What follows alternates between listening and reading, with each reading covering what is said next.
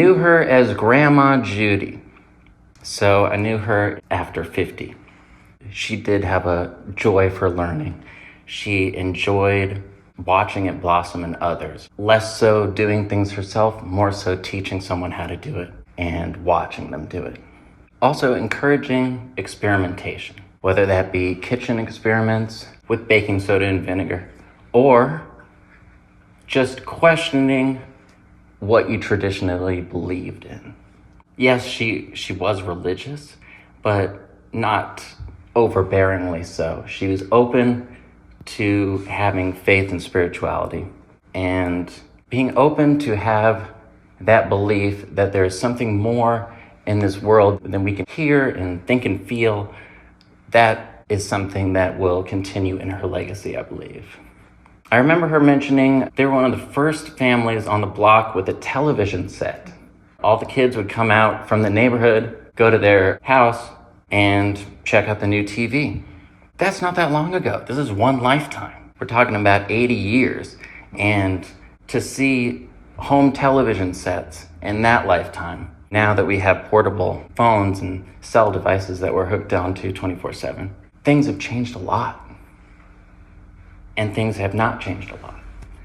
Always willing to adapt and learn was something that Judy never strayed away from. She was open to learning about new technologies, sharing videos on the computer, adapting in ways in which to keep that familiarity while still trying to be conscious of the times where they are. Another thing that I noticed was her lack of prejudice. She came from a time when television sets were first coming into the household. Prejudice was still very much a popular idea of the day. It hadn't even gotten to the 50s and 60s where they're spraying fire hoses on crowds. On the contrary, she praised immigrants. She praised people of color for being able to struggle through the everyday struggles that we struggle through, yet having to face that additional barrier. Judy believed in the goodness of all people, regardless of skin color, regardless of nationality or religion. I think that showed, mainly blossomed from her love of teaching. When you're looking at kids, they don't exhibit any of the prejudices that we do when we grow older because they just haven't had those experiences. I think she carried that through in her adult relationships and was an example that many of us should take from.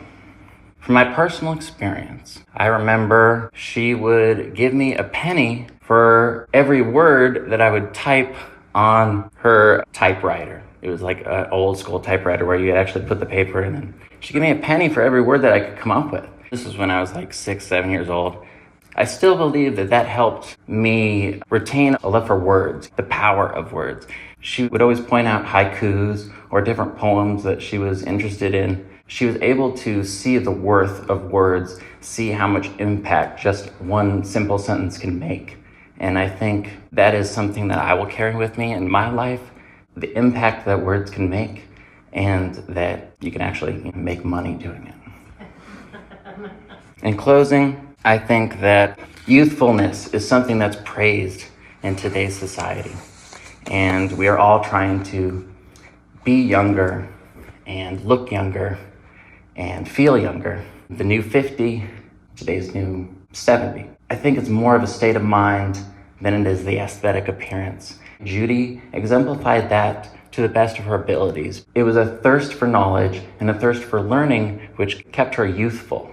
And I think that's something that we can all cherish and keep with us. To keep that thirst of love, keep that thirst of learning, new experiences, different cultures, you will stay youthful and you'll make the most of your life. Thank you very much.